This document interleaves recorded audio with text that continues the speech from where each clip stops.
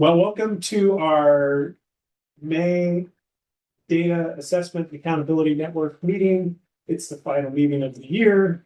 And I think we've got a lot of stuff to share. It's a busy time of year and a lot of stuff going on at the state. But I think what is going on there?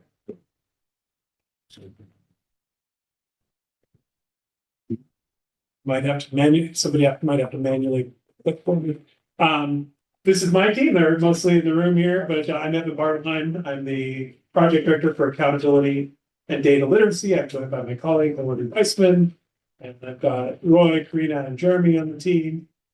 I also we're partially joined today by our assessment unit, our colleagues here. Stephen Bartlett is joining us. He'll be doing assessment updates after we go through accountability. Sarah Nitsos is celebrating her daughter's graduation from high school out of town. So yay, Sarah. We wish she could be here, but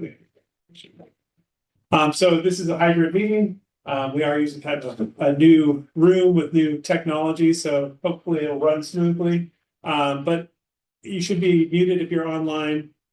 And please use the chat feature, and we'll kind of field your questions through the chat and present them. And if you're in the room in person, like I just mentioned, the mic picks up everything, so just raise your hand if you have a question and need to stop the sitting. But hopefully that'll make it a little bit easier instead of the big room run around with the microphone. Just our general commitment statement to you.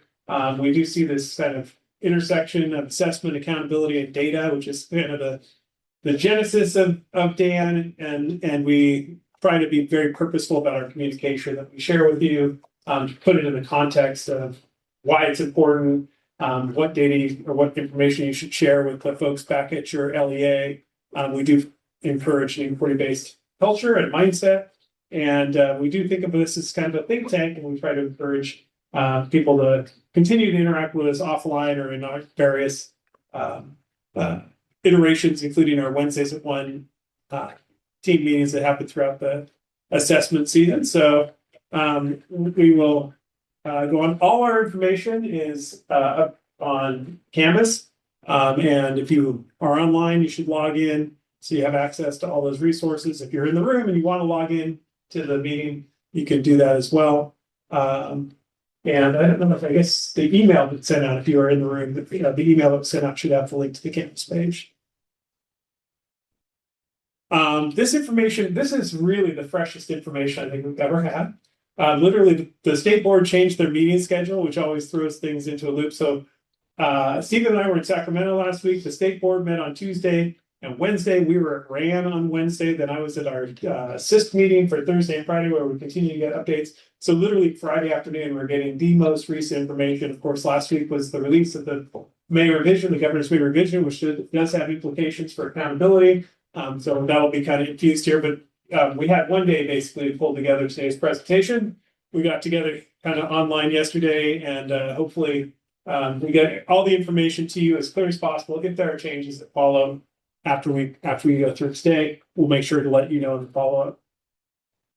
We do have our dates for next year. I know people have been just begging, like, when are the dates coming now? Well, here are the dates for next year. We have rooms for all of them, so we'll continue to do our hybrid meeting.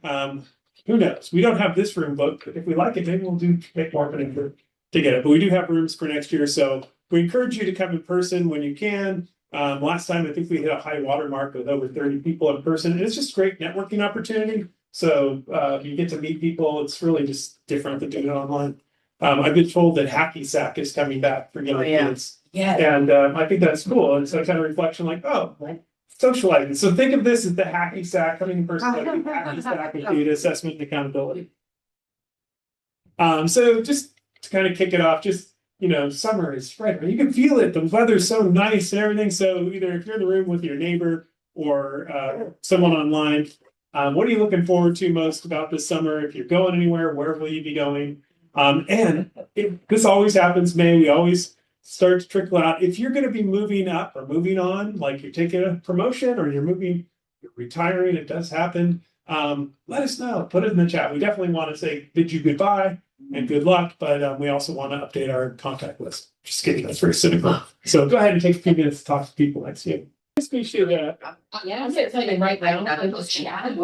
We've got people traveling. I have a lot of FOMO here. I'm very, and I people going to Japan. You've got people Argentina and Brazil. You've got Bob Martin, not just retiring Again, but he's going to Africa for 3 weeks. Nice. We've got people visiting family in Florida. They're going to Belize, Sierras, Trinity Alps. I mean, oh my Lord. Okay, Jeff's doing AP for summer robotics, still good. We have a few retirees. Let me see if we can help with this. We have Debbie, who's going to be retiring. all right. Congratulations, Debbie. Yeah, Bob, who said was retiring again. David's very excited for CalPADS certification. Woohoo! New outdoor kitchen someone's putting in. I mean, long weekends. What about in the room? Do you have any retirees? Any people moving on? Any people have any great vacation planned? I do have one person who's getting married too. One person getting married. All right. Beautiful thing. Shout out Dr. Nunn. All right, Dr. Nye. Yes. Our charter school office. Love it. All right. Well, thank you for indulging. I'm going to the Sierras too. That's my two big trips I'm looking forward to. Some backpacking with my daughters. That should be fun. To like blow off the stress. But there's a lot going on this summer too. So for today, we're going to take a look at, there's a lot of accountability updates from the state board meeting, a few CalPADS updates that are relevant to assessment and accountability folks. We'll cite some professional learning opportunities that are coming up in the front part of the session, and then Stephen has a bunch toward the end. Stephen will give you all the assessment updates with his own professional learning opportunities, and then we're doing the in-person extension, same data, different stories. Where you'll hear about it. It's a combo release this year of all the state test data as well as the dashboard, and it's going to have implications for assessment and accountability folks just in terms of sharing data, and you'll hear why sharing data, communicating data, and using that data as early as possible. So with that, I'm going to hand it over to Dr. Weissman. Can I stand here and click? You can stand and click, and I'll make sure things. So I wanted to ask someone how they were doing, but as soon as I asked someone when they walked in the room today how they were doing and heard that they were fielding calls in their car, in traffic on the way here, related to assessment and the joy that they were not having, I just wish everyone a wonderful end of the year as well. And I'm happy that there's a lot of people who have plans for this summer because you are a group that's well deserving of that. As we move forward, there is going to be a lot of information that I mentioned in March that's just been updated. We'll kind of spin through quickly before I know Evan will speak to some more accountability issues and topics that have kind of developed a little bit more intensely.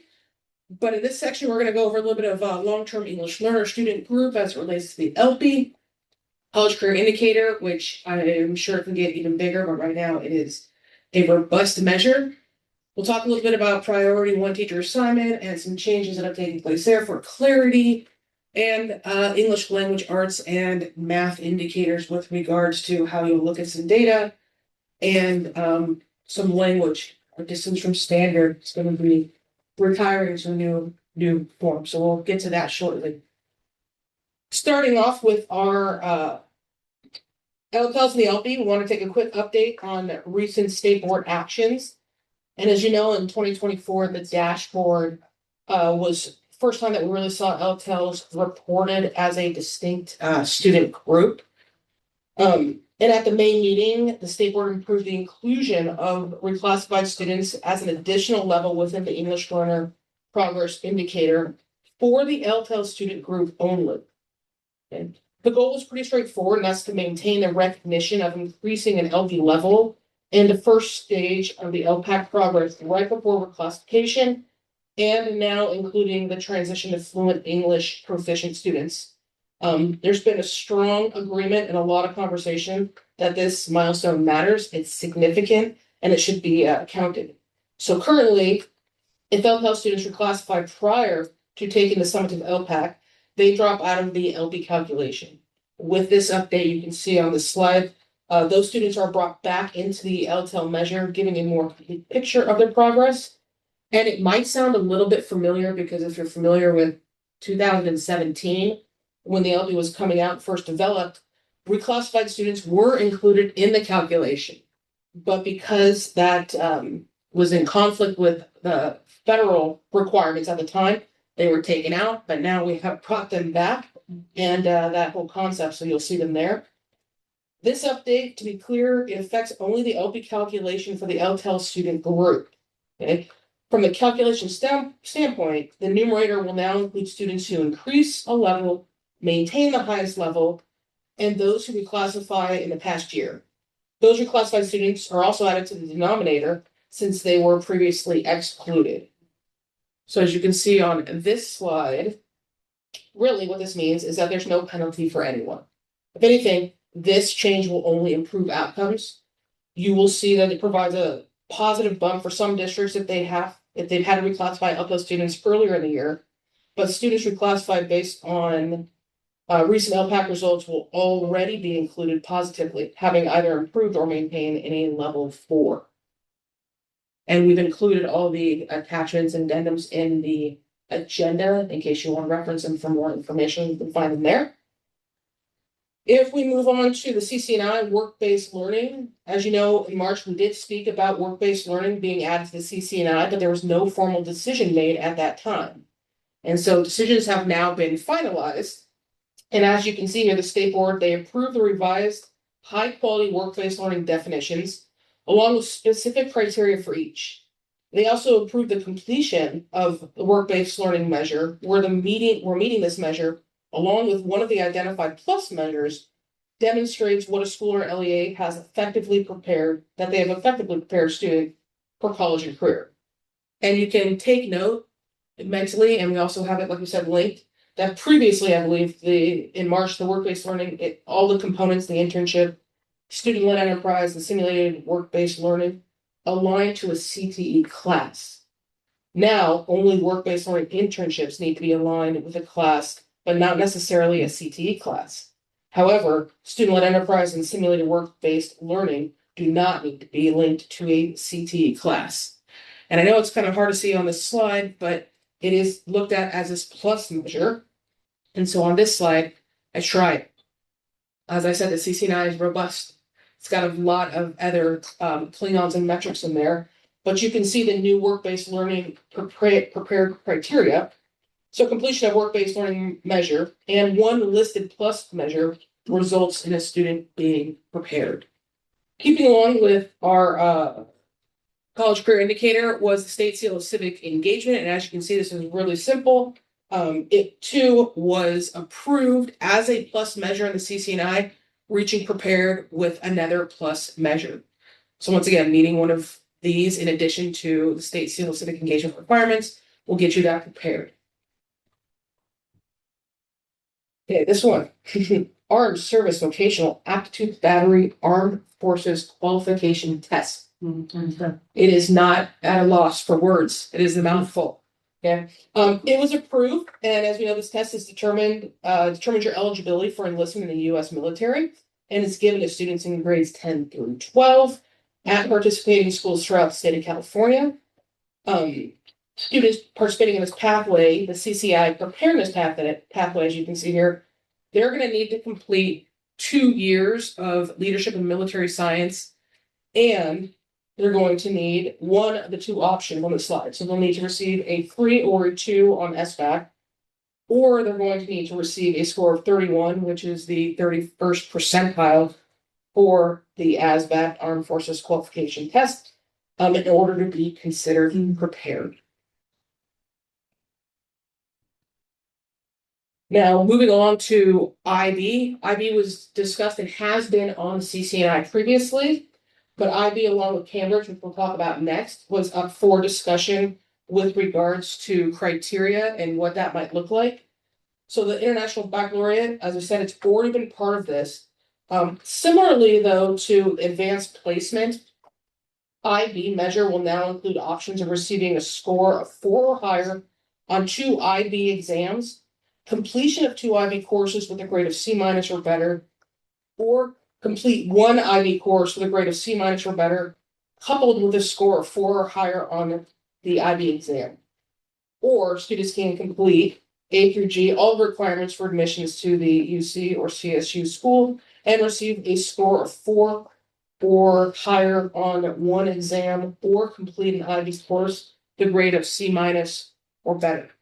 And if I were you, it's hard to keep it all in your mind, so that's why we have them kind of you can look at and remember. What was interesting here is that I believe 4% of schools in California participate in IB. And so it was nice to see that the extra criteria, similarly to AP, was added so that students who are taking the course can now be included. Now, with Cambridge, I tried my best to shrink some information from here because this too was approved on the CC and IB exams and courses, and it was approved as a like a plus measure. However, if you're unfamiliar with Cambridge International, they offer about 55 courses. They are set up in kind of 2 tiers. They have a AS level with grades that are all capitalized. They have an A level where grades are all kind of lowercase. This is some just nuanced information. Each one of those levels also has credits that are taken into account that are college credit, and 1% of schools participate in this program. It's about 200 students, and coincidentally, all 200 or all 100 students or so passed and were prepared on the CCNI. But nonetheless, it's rigorous, it's significant, and the students who are prepared this way have gone to great measures to take courses sequentially and to perform. So it's been added, as you can see on the slide, in this configuration. I'm not going to read every letter for you, but it's been approved, and you can see the configuration required, and that will allow you to be prepared on the CCNI. So our students can now participate in Cambridge International.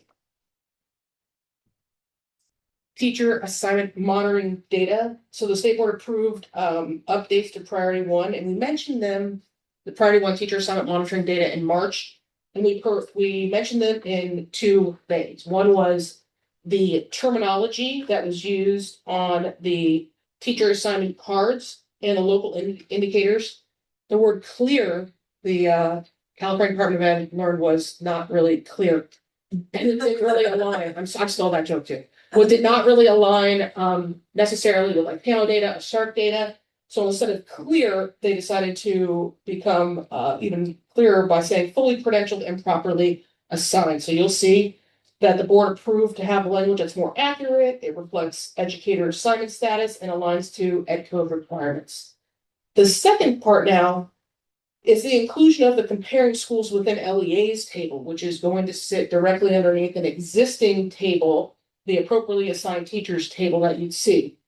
And this new table will provide inter-district percent comparisons of fully credentialed and properly assigned teachers across school sites and school types. So that will be coming out in the 2026 dashboard. Yeah, if you want to see a close look at what that table will look like, they've got a sample in the board item that we uploaded. So it's under item 3. And the 2 changes to the ELA and math indicators, we spoke about these previously, but decision and approval was taken first in the term of distance from standard. Earlier in the year, we know that in the assessment plan, we were briefed that the achievement level descriptors language has changed. We provided a visual to that. I know if you're here later for the extension activity, we also will talk about that. But to align with the assessment world, the accountability has decided to retire distance from standard and instead adopt distance from proficiency. So from, I don't know, dis to dip. That's now the change. The second part was the approved to display the trends in student performance at all performance levels for ELA and math on the SBAC assessment, and a link that will be there to the local educational agencies, California Assessment of Student Performance and Progress webpage. So you'll be able to go directly from the dashboard to the webpage and look at schools and look at their information. Additionally, I believe there's also a chart for all students that will be. Yeah, the all students category will be represented in the stack in a bar chart, stack bar chart. Just for the all students level. Yeah. So,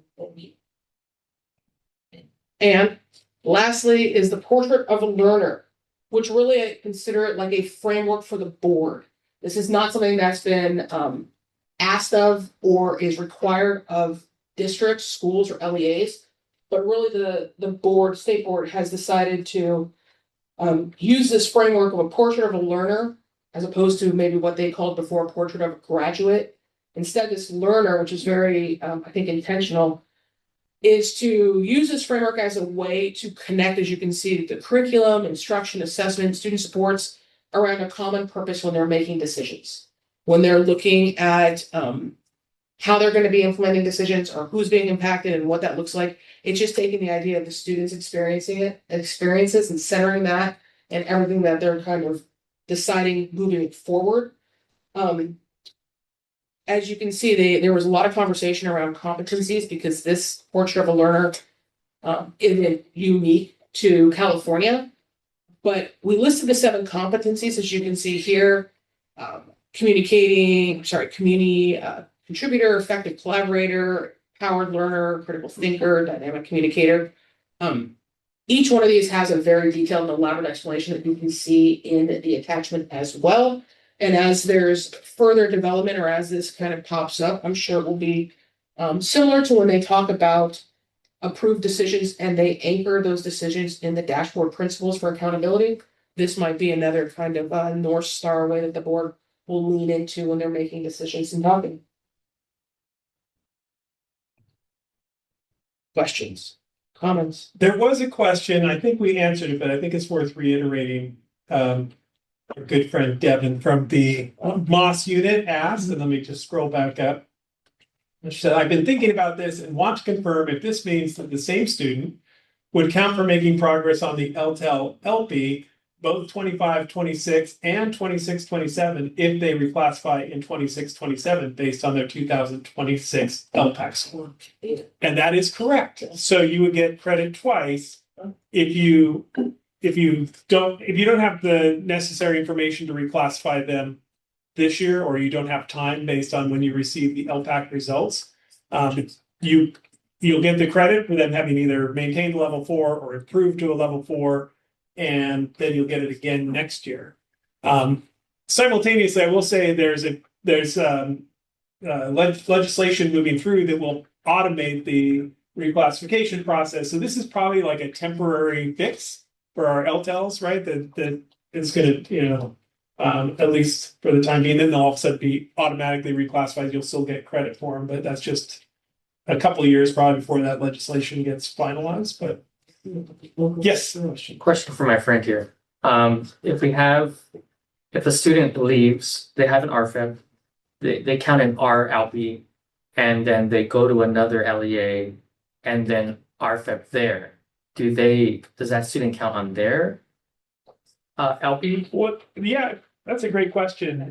They would have to have had, if they reclassify, you're saying you'll reclassify them, right? No, I'm saying they would be eligible, but based on their, and then they go off to another. You would get results for the improvement on the LPAC this year, and then if they reclassify next year, they would get.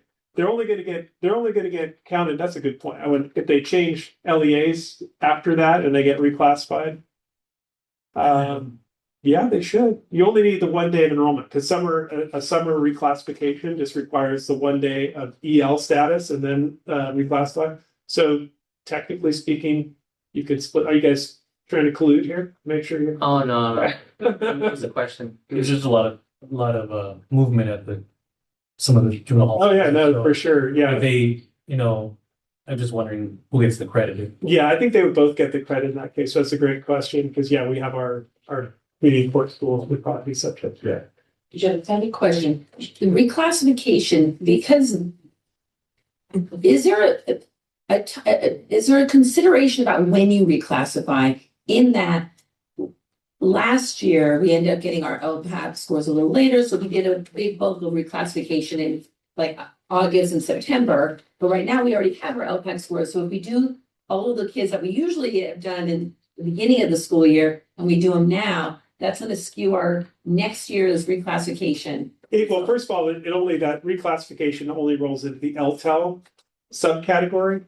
Your EL LP is still the same. They can only look at the improvement on the LPAC is the only factor that goes into the LP EL level. So the kids, they basically recalculate it once as an EL, because the students are also ELs, and then once as an LTEL. Potentially, you could game the system, right? You could say, oh, they made progress, and now I'm going to wait, and I'm going to reclassify them next year. But I think the guidance, I'm sure Devin, if I could see her, would be saying, what's in the best interest of the kid, and probably in the best interest of you, is to open up their schedule by reclassifying them as soon as possible. And I'm not even thinking about in terms of the LTELs, I'm thinking about reclassification rate that we include in our LCAP and other pieces that this year our reclassification rate's gonna look like it's sky high if we did it in both September and in May. Yeah. And then next year, the reclassification rate's gonna look very, very low. Yeah, that can be a factor. It's not gonna be, I mean, reclassification rate, by the way, this is the biggest news probably that I took out last week, and I'm sure I'm gonna say it and then it won't happen. But Stephen, you heard it too, right? They're gonna publish reclassification data in the summer. They're not gonna put it on DataQuest. They're gonna drop it as a data file. DataQuest is going through a huge overhaul in the next year or two. So the reclassification rate, which everyone decided to calculate themselves, is actually going to be published by the CBE sometime midsummer. So look forward to that. But yes, that would definitely, if you suddenly had a surge in reclassification this year, it's going to be, there'll be a transition year where your reclassification rate may jump really high and then go back down. Definitely a risk, it's really, for the standpoint of accountability, it's only really a factor in your LCAP, since you have to report that there. And, I don't know that there's ever a perfect reclassification rate. So, and that would happen anytime, whether this is different or not. If you were to, get a different administrator and they want to get it done faster, but you would include that in the text of your LCAP that, hey, this is the reason why this is different, is because we implemented a new system to provide more students the opportunity to take better classes. So it really just adds a little bit of context to your LCAP. Yeah, that's very true. Thanks, Eric. And yeah, you might even use the narrative box too on your dashboard as an option too. Yeah, great question though. Yeah. The data file, where will it drop? Because the data file, I assume it'll be posted on the CDE has downloadable data file page that includes both DataQuest and accountability. As soon as we hear, we'll send out from the DAAN. But yeah, I wouldn't expect a lot of updates to the existing file. They will probably add new files to DataQuest. They got some money, they're fixing it up. I already love DataQuest, so hopefully they don't lose any of its functionality. But they're probably not going to post new stuff there for a while until they want to redo it all. Yeah. Have they published the calculation or the formula for RFEP? Is it? You haven't looked at our LCAP required metrics inventory, have you? We actually have it, and we'll put it in the chat. But it's kind of been shared among a lot of county offices how to calculate it. You can use it using your own CalPADS data if it's aligned with what they have already said. We've run it by the CDE for verification. Actually, LA Unified added one little tidbit to it. If you're kind of like, what about this? Because there's a filter you can run to make sure that kids who are had extra enrollment during the summer. So there's some nuance, but it's all written out there if you want to check it. Is that still using cumulative enrollment? That's the denominator? Yes, it's a cumulative enrollment. So you add them back in. So you take out your reclassified students and you get your cumulative enrollment, and then you have to add. I remember when I was doing it for the LACOE schools, for LP, that was like a huge thing that just like killed their reclass rate, because they have a cumulative enrollment of like 3,000. Yeah. Right, because they had kids coming in and out. So reclass rate was like 1% versus doing like actual, kids there longer. And it is tricky because you're getting students coming in throughout the year. Yeah. All right, Great handoff. questions. Yeah, great questions. Talked about some of these last The night. huge benefit to having in the room. Yeah. So the state board went a little bit out of order. So we're going out of order too, because item 2, actually, no, they did do this first. Anyway, they talked about the change to the differentiated assistance criteria, and this is actually a significant movement that we're expected to see. But the state board is required to weigh in and modify the eligibility criteria for districts, county offices, and charter schools related to differentiated assistance and direct technical assistance, which is the elevated level, based on what was in trailer bill language last year. and they have to do by July 15th. And the state board has indicated that their goal in doing this is to actually more effectively identify and prioritize those LEAs with the greatest demonstrated need. So the key is that over the last few years, the average number of districts, county offices has been about, our NDA has been about 40% statewide. And even the people who were the state board president at the time when differentiated assistance was first announced said that was never their intent to have 40%. Like from an MTSS model, it's like undoable, right? So, and they didn't. And of course, we had COVID in there, which spiked chronic absenteeism. So they're really trying to get a reasonable number so the county offices can better support those LEAs and the whole system of support works better.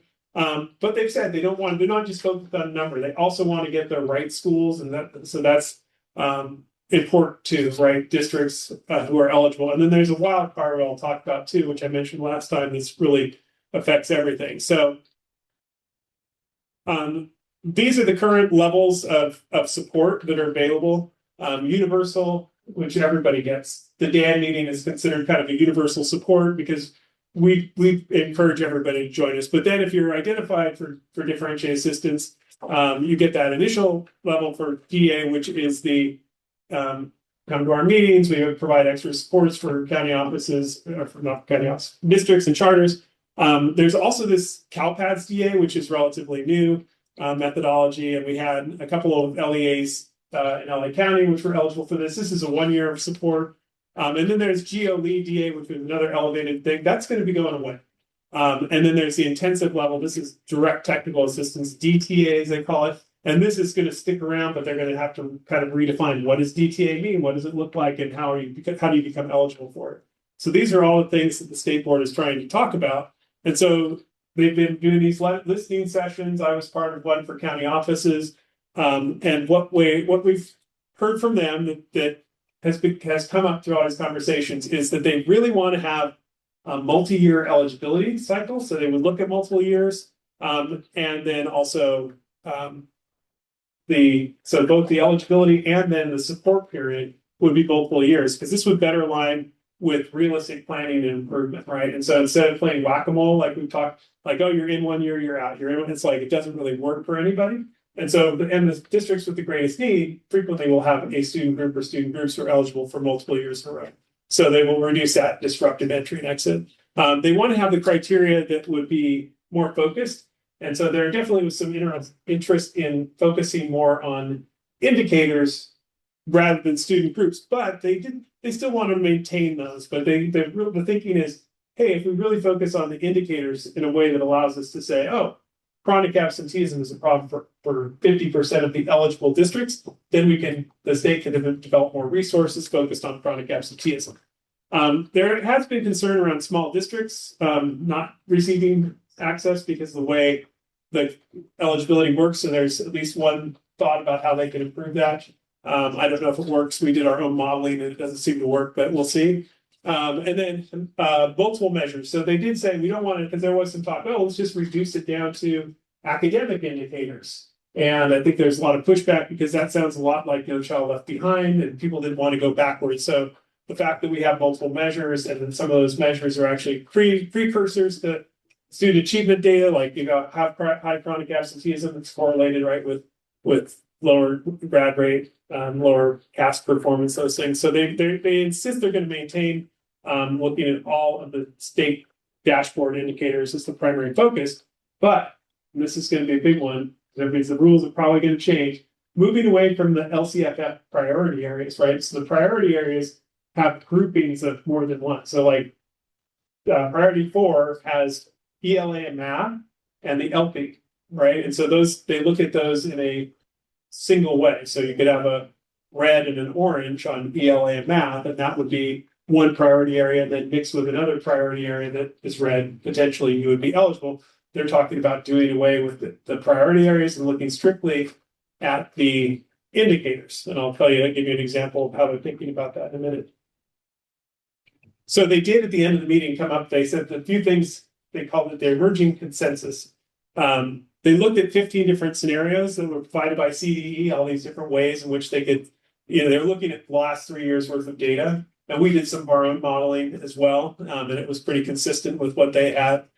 Just looking at based on the last 3 years' data, if you applied this rule and this rule, how many of the districts or county office would have met eligibility? How many of the charter schools would have?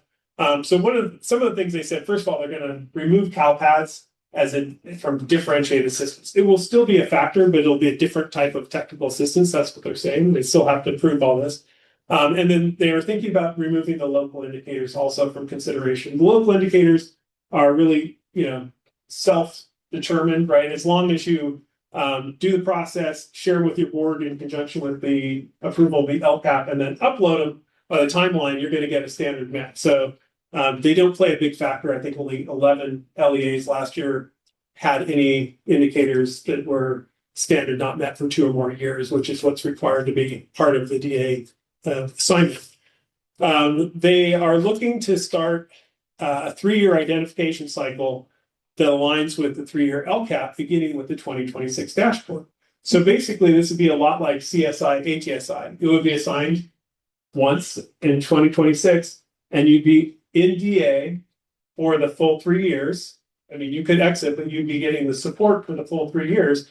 And then it would be aligned with your LCAP cycle so that you could see, work with your LCAP team, and you'd create goals and actions that would then especially be targeted, targeting the student groups and or indicators that gave you the eligibility.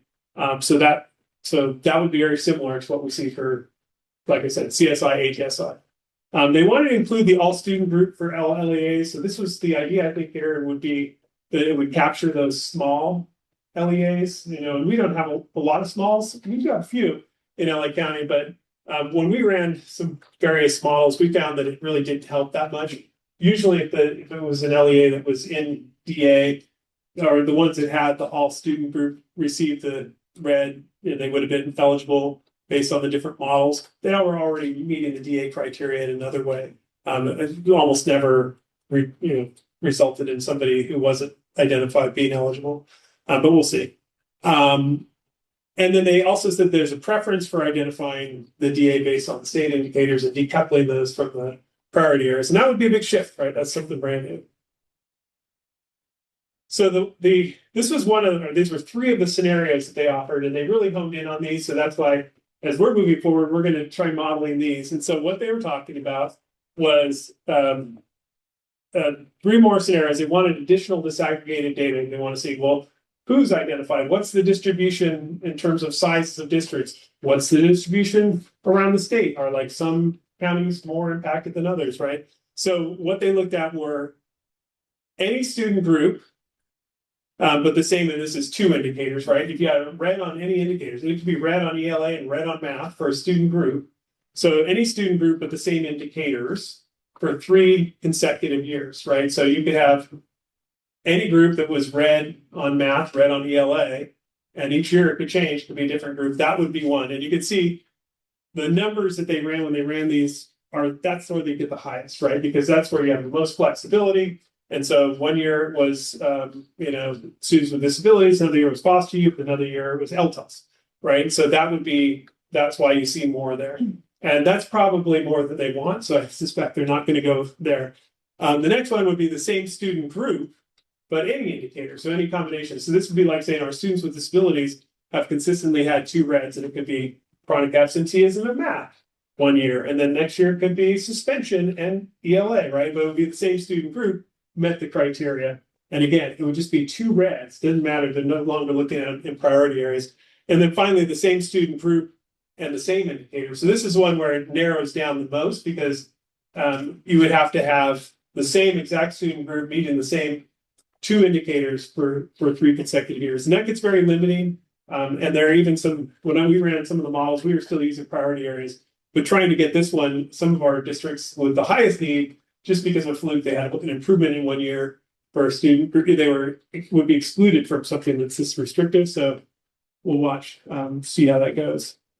So the wild card that I mentioned, and we mentioned this last time, is that there is also this provision within the state's ESSA plan that any district where a school does not exit CSI within 4 years would automatically make that LEA eligible for DA. So in addition to all of the districts that are identified there, there would be another group of LEAs that would be identified for DA based on this rule. Because a lot of these schools represent high schools that have low grad rate, and they're really like continuation schools. So it's kind of a model, and so they're not going to probably exit CSI. We did our modeling to include these schools, and so it does add a lot. And in many ways, there's a lot of like the small LEAs get picked up in DA because they have a CSI school and they're probably not going to exit. So that's another factor. And of course, this all changes because there will be schools that will exit CSI. So the modeling isn't perfect. So what still needs to be determined? They still need to figure out, do we want to go with same indicators or same student groups, or the combination, the same indicators, same student groups? There is a question around consecutive years, like what happens with a small, like Foster Youth. Sometimes you'll have 1 year where they don't have enough students to get the indicator. Do they exclude them just based on the, oh, they didn't have the 3 years? One wild card too, I think, was like LTELs, right? This will be the 3rd year. So potentially LTELs could be in, but are they using the same rules that applied last year where LTELs weren't considered for ELA or math? So they don't know that. They have to figure that out. And they ask for some additional information. They want to know how districts are experiencing the direct technical assistance process. We have several DTA districts here, and so they want to talk to some of those districts. And DTA is a little bit different. You do work with your county, but then you also work with the CCEE, which is this statewide agency. And so they want to know a little bit about that, what that experience has been like. And then the other one is, what about growth in science, right? How are they going to be included? And they didn't determine that, but they do need to determine that by next meeting. Are they going to include science and growth in the DA? The one thing I will say is there wouldn't be 3 years worth of data for either.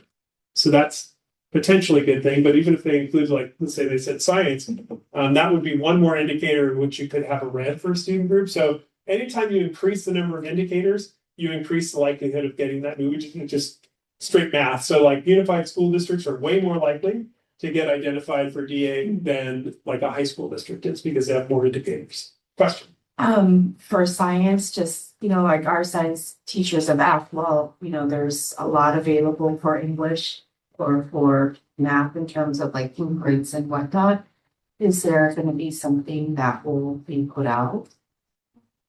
Yeah, well, I mean, I think, yes, for sure. And I think that there's a push, not surprisingly, from a lot of the, we got a lot of calls. I mean, I was at the board meeting. They got a lot of calls from the science conference that was ongoing, and they want this on the dashboard because they think the greater prominence that science takes, the more resources it will come to. Right. So I do think that, and the state board also kind of indicated, gee, it'd be a shame not to include it because we put so much effort into this. So I think they're probably leaning into including it, but they may push it off for like a later, like maybe 2029, which would give people time to ramp up.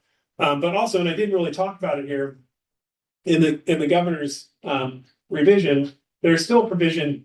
The county offices are still going to receive money, but the funding model changes. So instead of having funding largely based on differentiated assistance and the number of districts that are identified, it's moving towards a universal technical assistance, which will be for everybody. And so that, which still would need to be, that's where you would get a lot more things like science support. Everybody would be eligible for receiving science support. And so that's the idea there.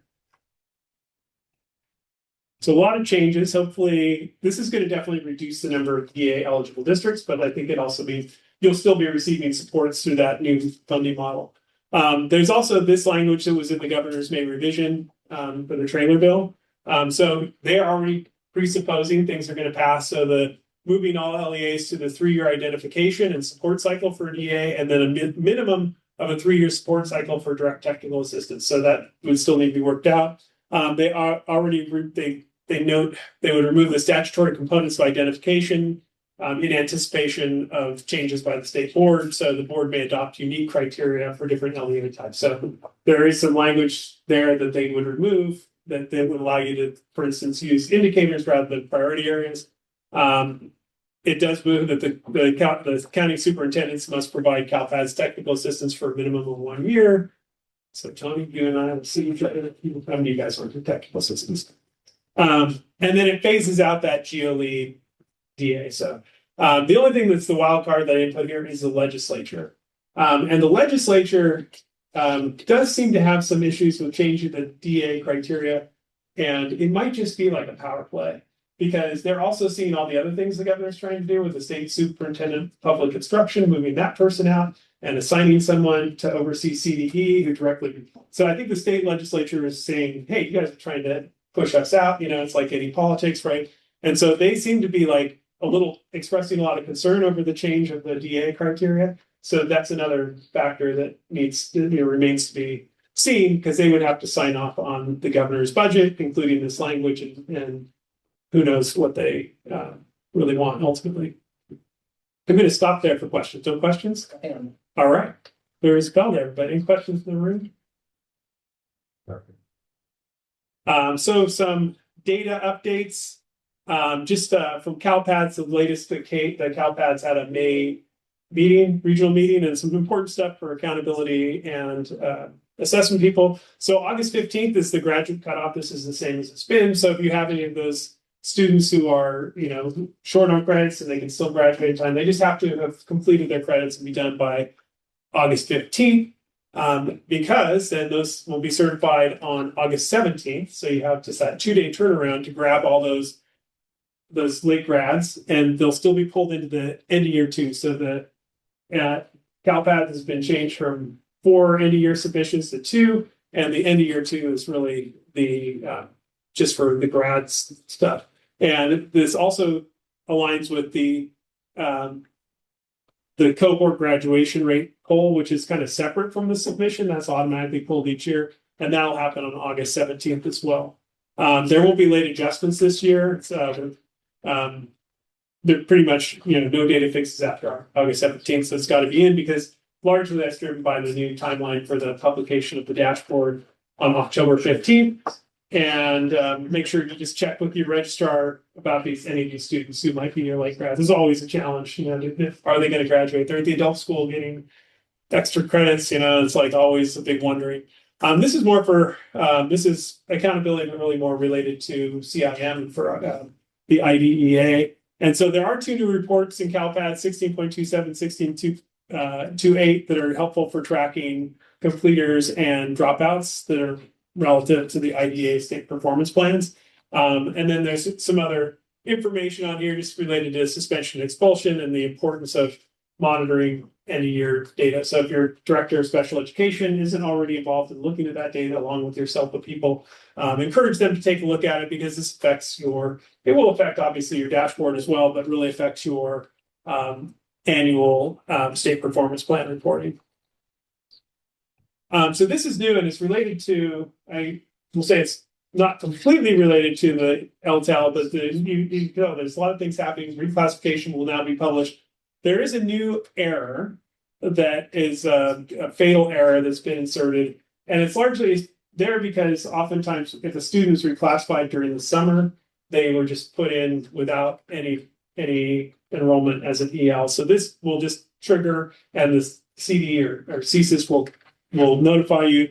But if you're reclassifying during the summer, so after July 1, which does happen, just know that they have to have 1 day of enrollment during the summer, and there's explanation as to how to create that 1 day of enrollment to ensure that when the RFEP appears the next day, they'll be captured in your reclassification rate.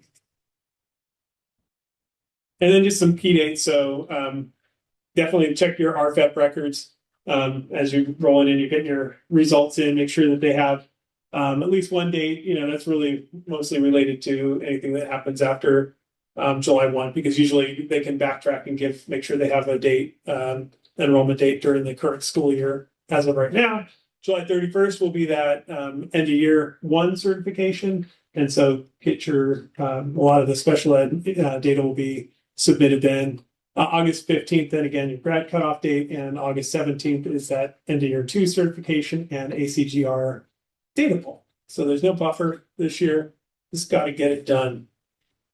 And buy your CalPADS person a cup of coffee. I'm going to insert this here. This is where we start to transition to assessment. And they did announce just last week that the assessment accountability information meeting, the annual AIM meeting, has been posted. There's 2 dates, assessment updates on August 13th and dashboard accountability updates on August 20th. You can register now, highly recommended. And like last year, we have a meeting in August and we'll go over a lot of this stuff. So we'll do we have an early or late August meeting, August 25th, is that right? Yes. Okay, so a lot of this stuff will be recovered then, so make sure you register for that. And then this is the big news, and I've put it here because we'll transfer over to Stephen. We are also going to talk about this in our extension activity today. But because this is the first time they've ever had this combined data release of both the dashboard and CAS data and LPAC data all at the same time, this year it'll all be on October 15th, 2026. The CDE is putting forward a lot of information, and one of the things that they want to really emphasize is you have this data or will have this data either in SIRS or in your TOMS file, and they really encourage districts to start their data planning even earlier. So as soon as you have a handle on it, as soon as you have some, a pretty comprehensive list, you can just start using that internally. They do recommend preparing for that release. And of course, some of the challenges are going to be the CAPS data and the dashboard data don't always look exactly the same, so it's like, how do you coordinate that and make sure you are telling your story correctly? They do say, start thinking about your communication, so that's helpful to get all your data as early as possible so you can already prepare. They did call out LA Unified several times for saying, hey, it's great. They went out. I'm sure it was easy for you to get that data, like your superintendent's fingertips, right, Tony? But the fact that they went out in advance and had, a press conference and shared their data early, they are kind of encouraging all LEAs to think about that they could be sharing their data much earlier, just their own data, and then leveraging any local data. So we will be talking more about this as we move forward. CD is also going to prepare a lot of resources to support this. They sent a letter out, which there's letters uploaded to Canvas. If you want to take a look at it, went out to superintendents and I think dashboard coordinators, but they'll be continuing to drop resources. We're here to support. One of the ways we plan on supporting, we have some tools that we want to share with you as we get a little bit closer when you have some data to look at that will actually help. I think we have a tool that we've shared before, Tom's Excel file from our friends at Sacramento County, that's really helpful for visualizing the data. We have another tool that's in Looker Studio now that we'll be able to load your Tom's data. So that's just among the things. And plus, I think our amazing assessment team does a lot of work around SIRS. And I think we always plug this here. I think last time we only got 5 surveys. So we put this here because if you're going to leave, because if you said, I only care about accountability, we don't want you to miss the opportunity, which I know happens, right? To fill out our survey for today. So I'll leave that up for a second. But we're going to take, I think, a 5-minute break and transition over to assessment, our friend Stephen. So if you're at home, take a 5-minute break, get up, or not home, if you're at work, but not if you're home, I'm envious. But take a quick break. All right, on to assessment updates. Starting with interim assessments, the number of interim assessments used statewide has been increasing year over year. Of course, they've increased the offerings, what's available to use. And newest, of course, are CAST and LPAC, but the use has gone up. We, in a future meeting, will have more detailed numbers, but 13.5 million CAST and LPAC interim assessments will be used statewide this year. In terms of those interim assessments coming up next year, the next year set will drop on August 4th. That will include a few new things, including 14 new ELA focused interim assessments blocks, 1 replacement performance test for ELA high school, and 1 replacement performance test for grade 7 math. So everything else stays the same, but those will drop on the 4th. Coming up for LPAC, changing to LPAC, key dates and events, the deadline for materials return. If you've got elementary, if you've got K through 2, or if you've got special forms that you use, paper forms, for example, that deadline is coming up just in a few weeks, June 12th. And if they're received after that date, they will not be processed. Summative LPAC windows, of course, closing Sunday, May 31st. And that effectively means that Friday. I believe Rachel was asking about reclassification.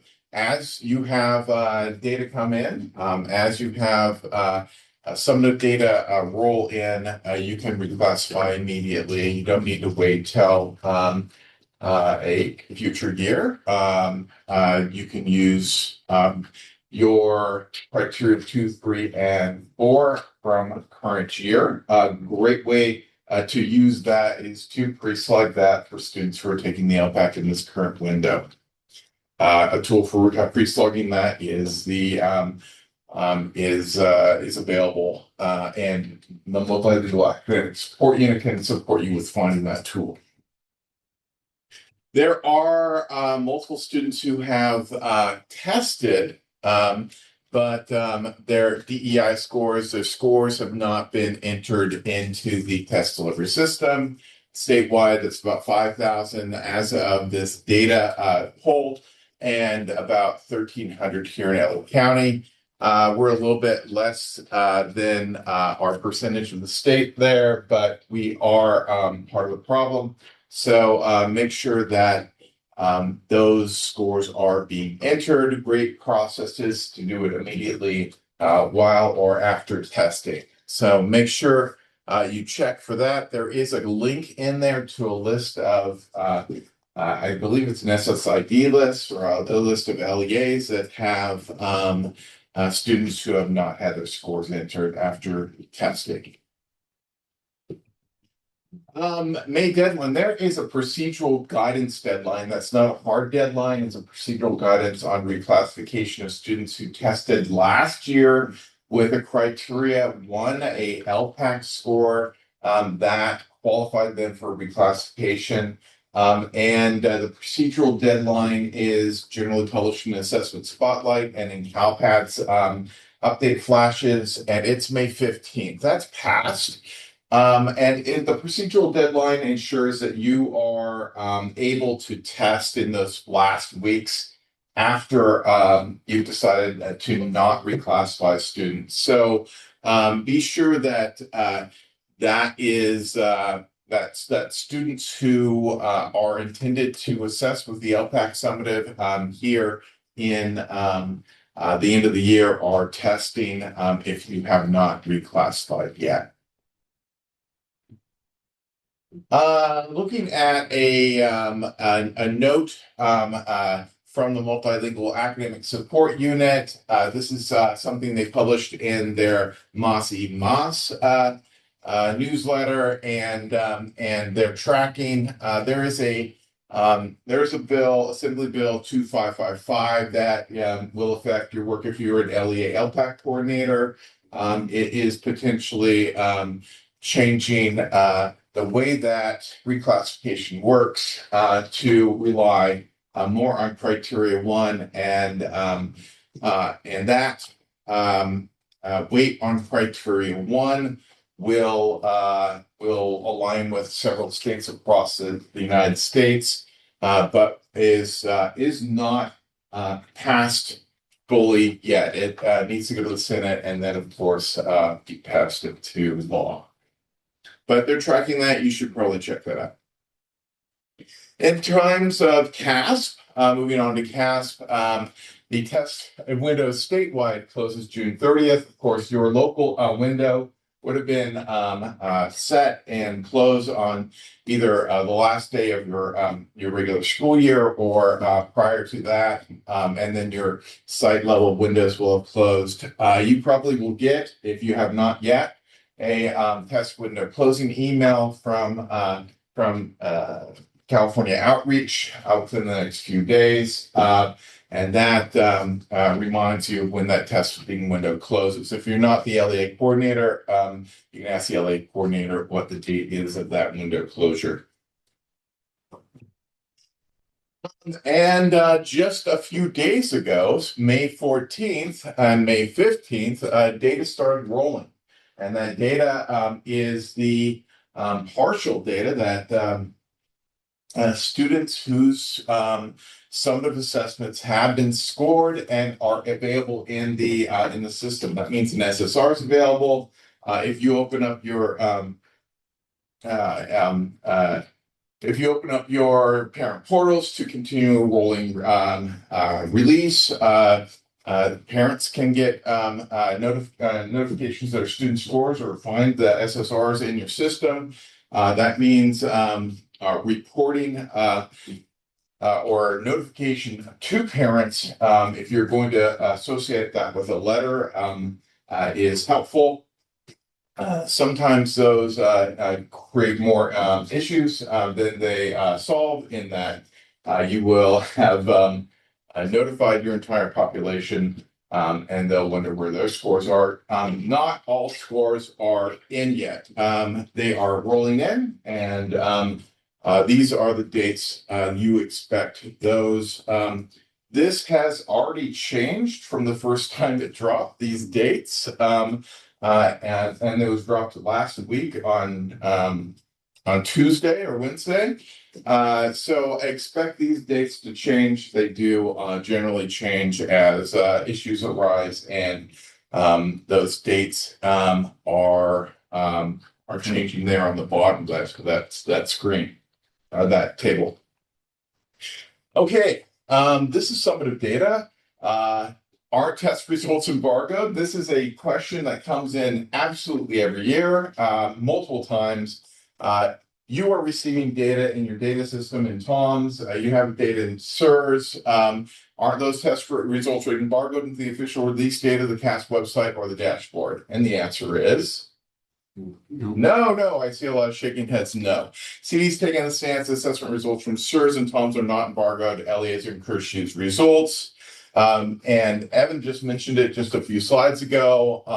LAUSD was praised explicitly by Cindy Kazana as Director of Analysis, Management, and Accountability Reporting at the May State Board of Education meeting for a best practice of releasing their own results based on the data they receive in TOMS. So that data is yours to guide your instructional program, use for reclassification, make decisions based on what you're going to do for next year. Use it early, use it now, report to your boards, report to the public if you wish, but it is yours to use. Apportionment, moving on to the State Board of Education.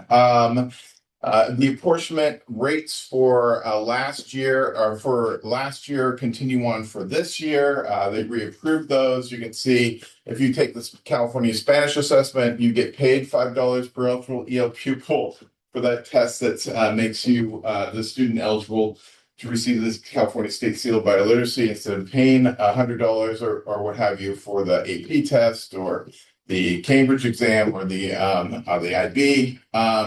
So great to be paid. Deadline to certify apportionments for the prior school year 24-25 is May 22nd. That is just Friday. So you got an email 3/24/26. If you are like me, from ADAD Fiscal Support, that has your password. Get in that. If you're an LEA coordinator, you got that. If you didn't, check with the LEA coordinator that was at the time, or ask for an additional email from that email. Assessment contract procurement update. I'm going to pause here for you to offer your input. And there's a QR code and a bit.ly to get there, and a link.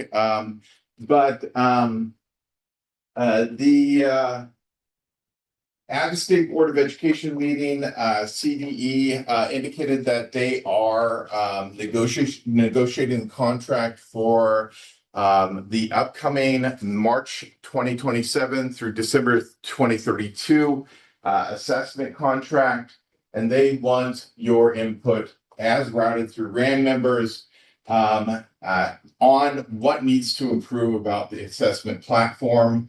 There's 3 questions in there. What needs to improve as a user of TOMS? What needs to improve for students? What needs to improve in terms of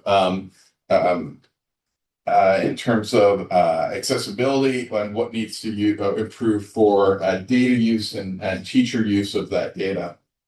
So I'd like you to take a moment to get on that survey, fill that out. I'll wait about 2 minutes of radio silence here, steady in the front, for you to get in there and drop some responses. And if you don't complete it, you can email. Feel free to email us at assessment@lakewood.edu or fill it out later. I have until the 30th to submit something.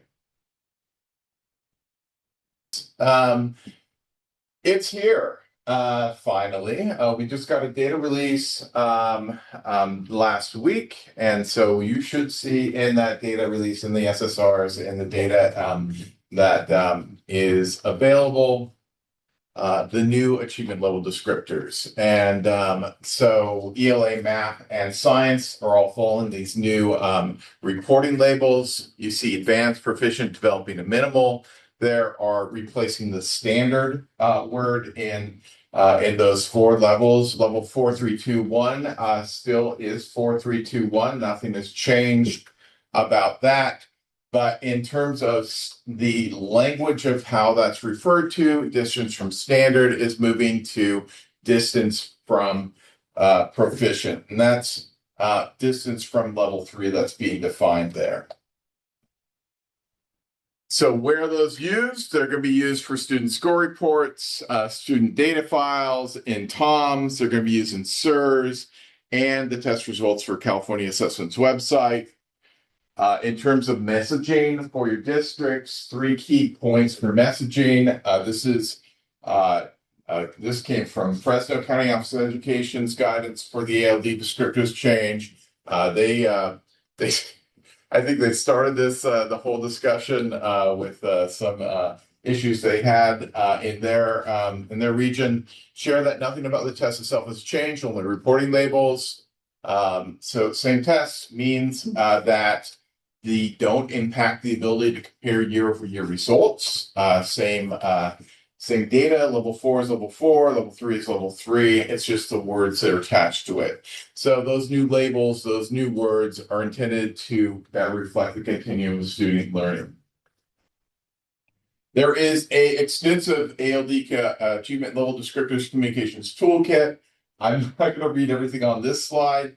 But just so you know, there are links. That link takes you to all of these resources. There's also the Canvas page, and the Canvas page it takes you to similar links. Our Canvas page is back online if you checked it last week and couldn't get in. Let's authentic tests, science. Yeah. Hey, sorry. So there's no change. You can do the comparisons. Should we, if we have this data locally, retroactively update? Is there a recommendation around retroactively updating the labels? Will research files be updated potentially? Do you have any idea about that? Because we like recently ingested all that data into our warehouse, and so now I'm wondering, do we on our own end just update the label, or should we work on updating the data itself? Any ideas? You want to feel that? I don't think they're going to update. I don't think they'll retroactively change the files. So I think you just want to do it locally to make sure it matches. Yeah, your field headers are going to be probably a little bit off moving forward.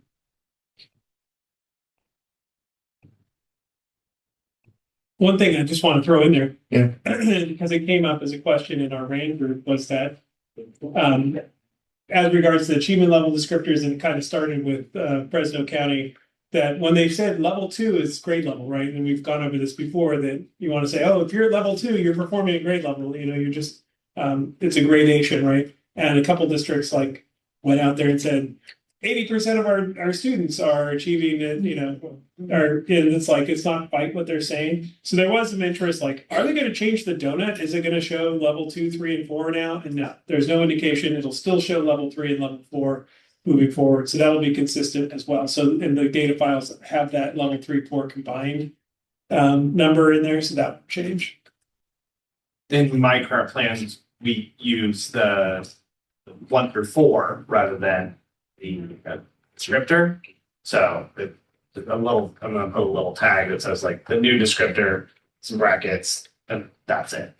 That makes it a lot easier. Makes sense.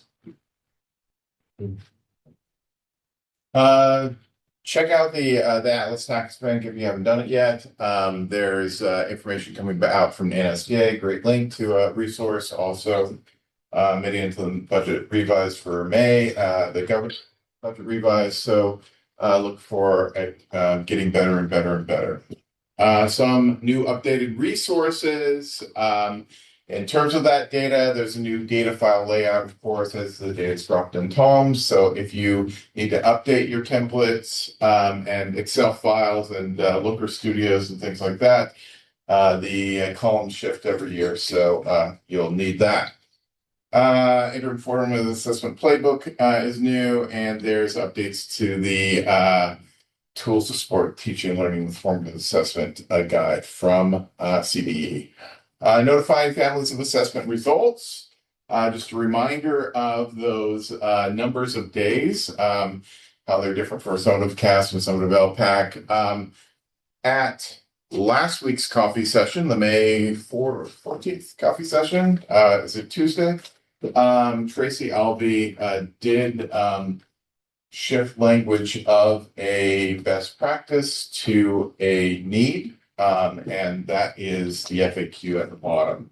So suggesting that if you are sending out emails notifying and you have a way in which those emails will identify whether or not a parent or guardian has received those, it's best practice to backstop that with other modes of communication if they are not receiving those. California Spanish Assessment Administration, administer the CSA, get paid $5 instead of paying for it. It meets the state seal by literacy at the high school level. Tools for teachers, resource development update. There are going to be around 100 new tools for teachers resources. Those will drop in fall 2026. They just completed a round of development with the state network of educators. Yeah. Before you move on, there's good questions, chat. Yeah. RSIS is not well equipped to send student score reports. Can we send them as password protected PDFs by email? I can't speak for the state, but I don't know how that would be different than any other password protected. And Bob Martin, who knows a thing or two. Wait in. Thank you, Bob. We have allowed that. Okay. Okay. Thank you, Bob. All right. And to the invitation. So we want to invite you to an in-person a gathering of assessment coordinators, teachers, and admin, Innovate to Educate on June 22nd. We're going to have an AI presentation on strategies with equity focus lens from LACOE's own leaders in our AI. We're going to have an LPAC journey from one of our LA County districts on supporting English learners with interim assessments. And we're going to have benchmark providers at the end after we feed you lunch. Those benchmark providers are also taking their users out to a sponsored cocktail hour or something afterwards, or food in the Downey Landing area. So join in, have a chance to learn, have a chance to commingle, have a chance to build relationships with your fellow users. We'd like you to be a part of it. We'd like your districts to be a part of it. Upcoming professional learning for assessment department. You can access it all at the link that's hidden underneath the Zoom tools. It's the Canvas catalog. We invite you to be at those. Also, CDE's got upcoming trainings. You can find this list at cas-lpac.org. And these are all very important. if you're a new coordinator, hit that new coordinator conference or training. California Assessment Conference is coming up in October 27th through 29th in Riverside. This is going to be your last time to have it in Riverside. So it's going to start moving around the state because the venue is not big enough. It sells out every year. So you'll see it go down to San Diego and maybe San Francisco. It is so your last chance potentially for a couple of years to have it relatively locally. If you can get the traffic right, that's about an hour drive. Get there.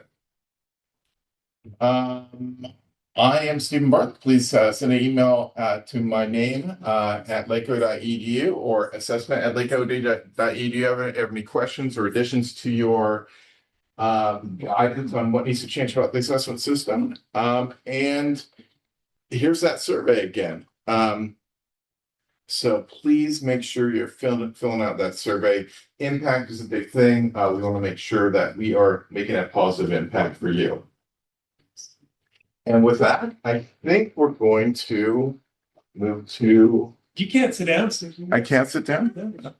Yeah, we're gonna transition. I'll leave that up for a minute, but unless you have any other questions, let's just check the chat. We put all our links in there. We had a lot. We just jammed through it really quickly. I think we usually are done a little bit later, but that's good. We'll give you back the gift of time. We are going to transition. For those people who are in the room, we're going to do a little bit of a deeper dive on strategies around the combo release, and we'll collect all the information with our in-person teams and share it, because I think there's some resources people are going to share and just thoughts that we want to make sure everybody in DAAN has access to. But with that, I'm going to, let me just make sure you have the links to sign up for next year, to register for next year. Let me move off that so you can get the Zoom link. We do roll over. If you're already a DAAN member, you don't have to re-register. We roll you over every year, so you're automatically included. But if there's somebody else on your team who needs to be part of these, because now that you can attend online, maybe you have an LPAC coordinator who's not part of it, or someone else, maybe a data person, please share this link with them, and we'll do the same thing. Hybrid meetings where we have these fun in-person activities that follow, but then we'll get you the bulk of our information out to everybody. And I just want to thank my team. Who's also here, Dr. Weissman, Roy, and Karina in the back and making things happen. Jeremy, who's online monitoring the chat, and Stephen and Sarah. Hopefully she's having a good time out there. And with that, I'm going to take another break in the room, but thank you for joining us online, and we're going to shut down the main meeting. So give you just a minute. If you have any last thoughts, drop in the chat. But we will send a follow-up for that. And if you're in the room, go ahead and take a break, eat some of the snacks in the back of the room. And we will rejoin in like just a few minutes.